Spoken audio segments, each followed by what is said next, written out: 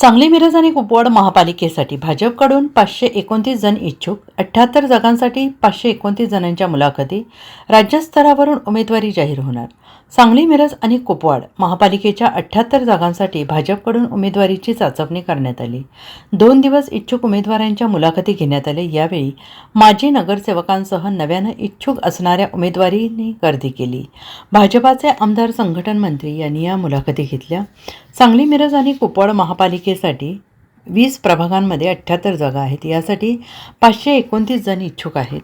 2 दिवस चाललेल्या मुलाखतींमधून चाचपणी करण्यात आली आहे. याचा अहवाल भाजप पक्षश्रेष्ठींकडे पाठवण्यात येणार आहे. तर महापालिकेसाठी उमेदवारी राज्यस्तरावरून जाहीर करण्यात येणार आहे. त्यामुळे उमेदवार पदासाठी कोणाची वर्णी लागते याची उत्सुकता शिगेला पोहोचली आहे.